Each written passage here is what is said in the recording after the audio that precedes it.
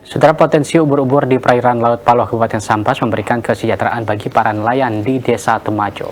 Panen ubur-ubur berkontribusi bagi perekonomian masyarakat perbatasan Malaysia-Indonesia di Desa Temajo.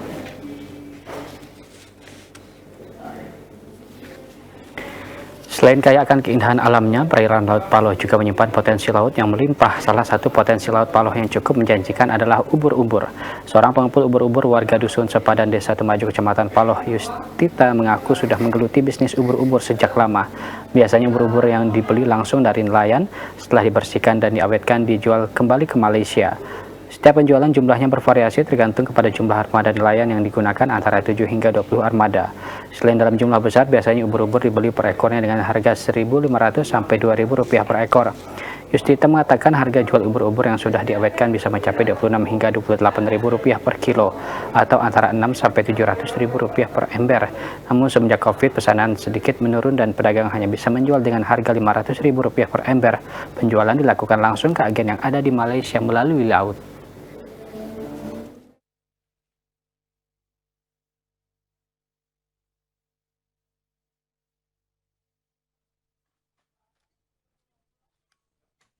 Kemarin kita tahunya terima di kilang, ndak kita yang ngantar. Ada tokinya yang ngambil. Mereka yang bawa ngambil sini. Ya, penurunannya banyak nggak? Tahun ini jauh turunnya.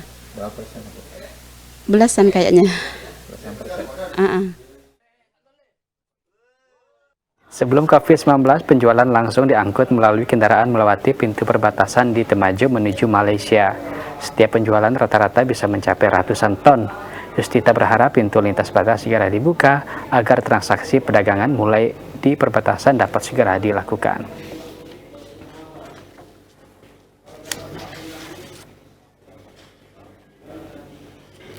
Sementara itu, saudara, ratusan ton ubur-ubur dari Desa Temajo, Kecamatan Paloh, dipasarkan ke luar negeri antara lain ke negara Jepang dan Cina.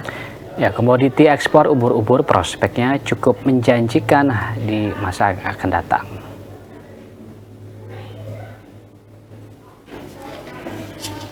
Kandungan laut Pulau Temajo yang kaya akan keanekaragaman perikanannya cukup menjanjikan di masa yang akan datang.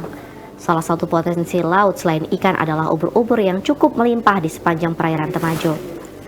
Salah seorang pengepul ubur-ubur dari Desa Temajo, Kecamatan Paloh, Hendrik, yang sudah 8 tahun berdagang ubur-ubur, mengaku ubur-ubur prospeknya sangat menjanjikan. Musim ubur-ubur yang hanya setahun sekali itu cukup memberi keuntungan berarti bagi dirinya. Setiap kali panen, Hendrik dapat menjual ke agen antara 1 hingga 4 ton per tahun ubur-ubur yang sudah bersih dan diawetkan.